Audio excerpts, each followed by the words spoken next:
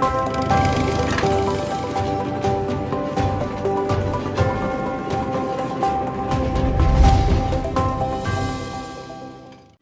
பசுமை விமான நிலைய திட்ட எதிர்ப்பு குழுவினரை சந்திக்க எவ்வித நிபந்தனைகளும் விதிக்கப்படவில்லை என தமிழக வெற்றிக் கழக மாநில பொருளாளர் வெங்கட்ராமன் தகவல் தெரிவித்துள்ளார்.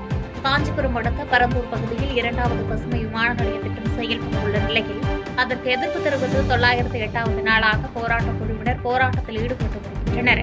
இந்நிலையில் வரும் 20ஆம் தேதி போராட்டக் குழுவினரை தமிழக வெற்றிக் கழக தலைவர் விஜய் நேரில் சந்தித்து காஞ்சிபுரம் மாவட்ட காவல்துறை அனுமதி அளித்துள்ளது. இந்நிலையில் காஞ்சிபுரம் மாவட்ட காவல் கண்காணிப்பாளர் சண்முகன், தமிழக வெற்றிக் கழக மாநில பொருளாளர் வெங்கட்ராமன் மற்றும் வழக்கறிஞர் குழுவினர் நேரில் சந்தித்து ஆலோசனை நடத்தினர்.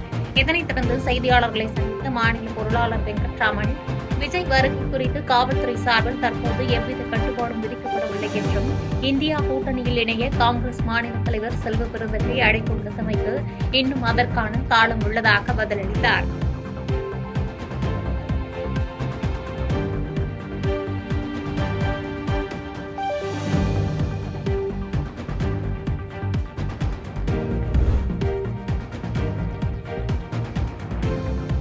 திருச்செந்தூர் சுப்பிரமணிய சுவாமி திருக்கோவில் முன்பாக உள்ள கடற்கரை பகுதியில் ஏற்பட்டுள்ள கடல் அரிப்பு ஏற்பட்டதை அடுத்து எம்பி கனிமொழி மற்றும் அமைச்சர்கள் நேரில் ஆய்வு மேற்கொண்டனர். தூத்துக்குடி மாவட்டம் திருச்செந்தூர் சுப்பிரமணிய சுவாமி கோயில் கடற்கரையில் கடல் அரிப்பு தொடரும் நிலையில் திமுக துணை பொதுச் செயலாளரும் நாடாளுமன்ற குழு தலைவருமான கனிமொழி கருணாநிதி, மீன்வளம், மீனவர் நலன் மற்றும் கால்நடை பராமரிப்புத்துறை அமைச்சர் அனிதா ராதாகிருஷ்ணன், இந்து சமயம் மற்றும் அறநிலையத்துறை அமைச்சர் சேகர் பாபு மற்றும் ஐஐடி நிபுணர்களுடன் பார்வையிட்டு ஆய்வு மேற்கொண்டனர். இந்த ஆய்வின் போது தூத்துக்குடி மாவட்ட ஆட்சித்தலைவர் இளம்பகவர், தூத்துக்குடி மாநகராட்சி மேயர் ஜெகன் பெரியசாமி, மாவட்ட காவல்துறை கண்காணிப்பாளர் ஆல்பர்ட் ஜான் உள்ளிட்ட அனைத்து அரசு துறை அதிகாரிகள் உடன் இருந்தனர்.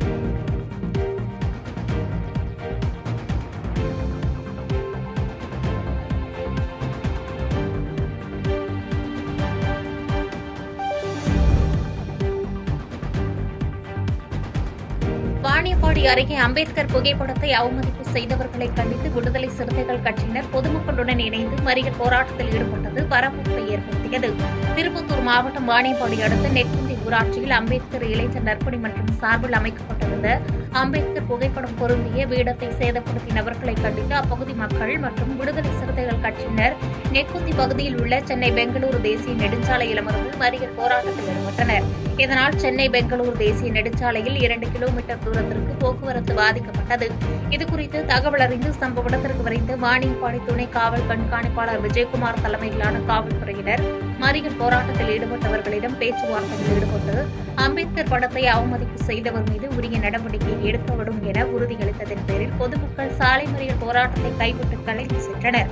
இதற்கிடையில் அம்பேத்கர் படத்தை அவமதிப்பு செய்த மாற்று சமூகத்தை சேர்ந்தவர்களின் பெற்றோர்கள் அவர்கள் மீது நடவடிக்கை எடுக்கக்கூடாது என கூறி சாலை மறியல் போராட்டத்தில் ஈடுபட்டதால் பரபரப்பு ஏற்பட்டது. மேலும் நெக்குந்தி பகுதியில் காவல்துறையினர் குவிக்கப்பட்டதால் அப்பகுதியில் பெரும் பரபரப்பு நிலவியது.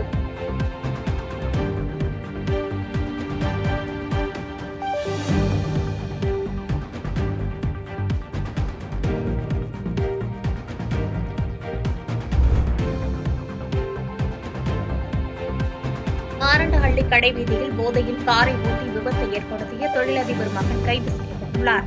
தருமபுரி மாவட்டம் மாரண்டஹள்ளியில் பொங்கல் பண்டிகையை முன்னிட்டு நடைபெற்ற கோயில் திருவிழாவில் சுற்றுவட்டார கிராம மக்கள் 500க்கும் மேற்பட்டோர் கலந்து கொண்டனர். அப்போது அங்கு போலீசார் அறிவுறுத்தலையும் மீறி கடைவீதியில் நுழைந்த கார் தாறுமாறாக போலீஸ் சாலையில் நடந்து சென்றவர்களின் மீது மோதியது.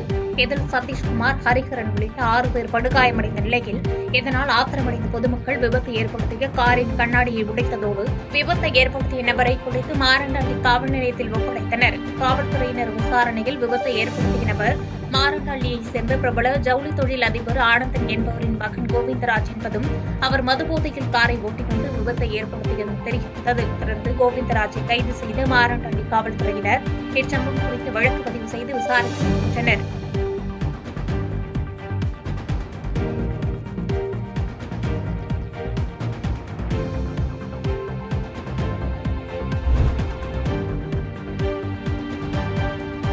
கிருஷ்ணகிரி அருகே காதலுக்கு எதிர்ப்பு தெரிவித்து வேறொரு திருமணத்திற்கு பெற்றோர் ஏற்பாடு செய்ததால் வீட்டை விட்டு வெளியேறி காதலனின் வீட்டில் தஞ்சம் புகுந்த பெண்ணை அவரது உறவினர்கள் அடித்து இழுத்து வரும் காட்சிகள் வெளியாகி பரபரப்பை ஏற்படுத்தியுள்ளது. கிருஷ்ணகிரி மாவட்டம் போச்சம்பள்ளி அடுத்த அகரம் கிராமத்தைச் சேர்ந்தவர் சுகுணேஸ்வரன். 21 வயதான இவர் காரியமங்கலம் அருகே உள்ள தனியார் மெத்தை கம்பெனியில் ஊழியராக பணியாற்றி வருகிறார்.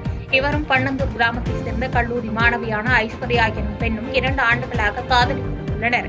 இந்த காதல் விவகாரம் ஐஸ்வர்யாவின் பெற்றோருக்கு தெரிய வரவே அவர்கள் வேறொரு திருமணத்திற்கு ஏற்பாடு செய்துள்ளனர். பெற்றோர்களின் நடவடிக்கையை பார்த்த ஐஸ்வர்யா தனது காதலனை திருமணம் செய்து கொள்ள வீட்டை விட்டு வெளியேறி அகரத்தில் உள்ள தனது காதலனின் வீட்டிற்கு சென்றுள்ளார். இதனை அறிந்த ஐஸ்வர்யாவின் உறவினர்கள் சுகணேஸ்வரன் வீட்டில் இருந்த ஐஸ்வர்யாவை அடித்து இழுத்து விட்டனர். அப்போது அங்கே சுகணேஸ்வரன் இல்லாததால் அருகில் இருந்த மற்றொரு நபரை ஐஸ்வர்யாவின் உறவினர்கள் தாக்கவே பதிலுக்கு அவர்களும் ஐஸ்வர்யாவின் உறவினர்களை தாக்கினர். இதனால் 2 ஊர் பொதுமக்களிடையே மோதல் போக்கு ஏற்பட்ட நிலையில் பெரும் பரபரப்பு ஏற்பட்டது. சம்பவ இடத்தில் இருந்த பெண் காவல் உதவி ஆய்வாளர் சங்கீதா தொடர்ந்து எதிர்த்து வந்த நிலையில் அவர்கள் தாக்குதலை தொடர்ந்து வந்ததால் அதிர்ச்சியில் பெண் காவல் உதவி ஆய்வாளர் மயக்கப்பட்டார். இதனையடுத்து சம்பவ இடத்திற்கு வந்த காவல் அதிகாரிகள் சங்கீதாவை மீட்டு மருத்துவமனையில் சிகிச்சைக்காக அனுமதித்தனர். தொடர்ந்து இச்சம்பவம் குறித்து போலீசார் விசாரணை மேற்கொண்டு வருகின்றனர்.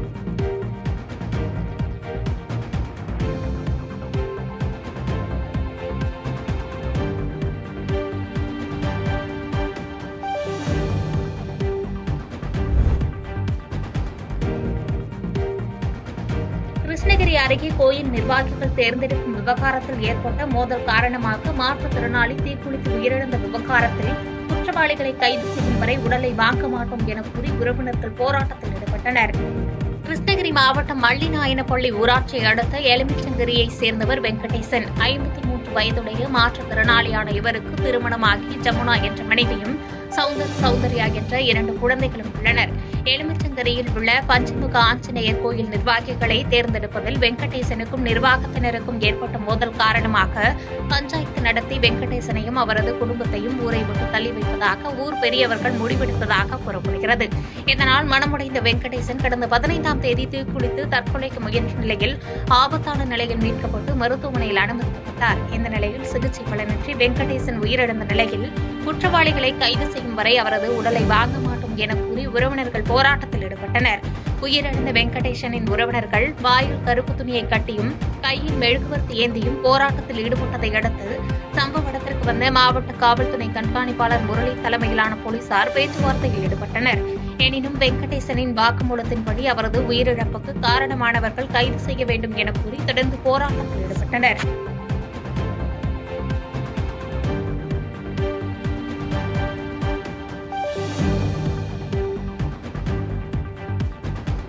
பாதகம் செய்பவரை கண்டால் நாம் பயம் கொள்ளலாகாது பாப்பா.